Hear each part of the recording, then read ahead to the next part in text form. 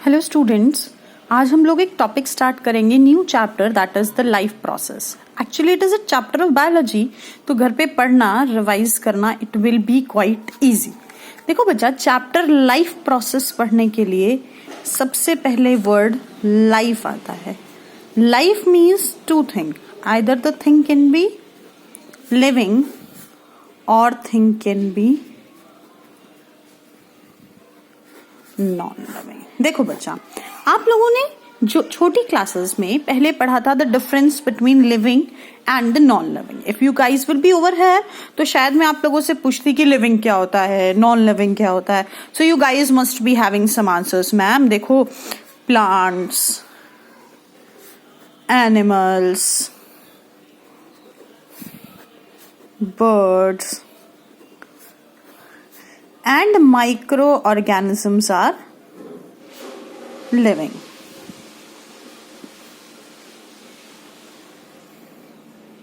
उसके बाद हम लोग टॉपिक क्या डिस्कस करते, that what are non living. So you must be giving ma'am this chalk, your pen, this paper, a bench, all are non-living. Okay students, now what we will discuss about the things how they can be classified as living or non-living. आप क्या कहोगे कि living क्या क्या होती है? Living वो चीज होती है जो क्या कर सकती है Bittu, that can run. For example, a dog can run. उसके अलावा आप क्या कहोगे? A cow, because a cow can chew. A man, because a man can speak. आपको ये तीनों चीजें देखकर पता चली कि ये तीनों चीजें लिविंग हैं. अब कोई आपसे पूछे if a dog and if a cow and if a man is sleeping,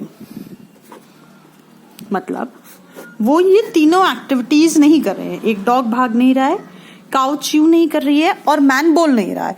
ये तीनों के तीनों सो रहे हैं. So will they be classified as living और non living? So of surely they will be classified as living. तो इसका मतलब अगर कोई एक्टिविटी कर रहा हो तो those activity can not be considered as a criteria of living process. फिर आप क्या कहोगे? मैम ग्रोथ और movement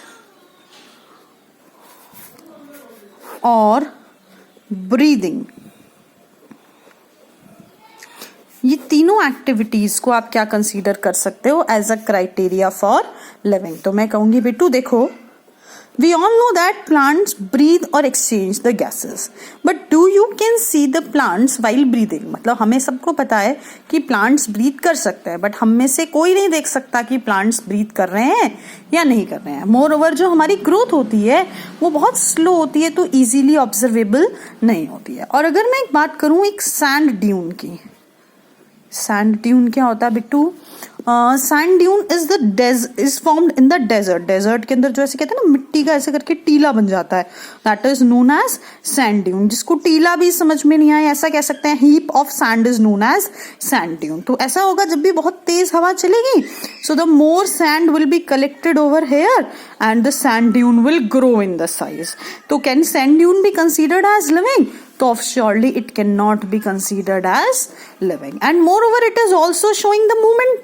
So movement cannot also be considered as a criteria of living. Now we will discuss that then actually what is the criteria for living.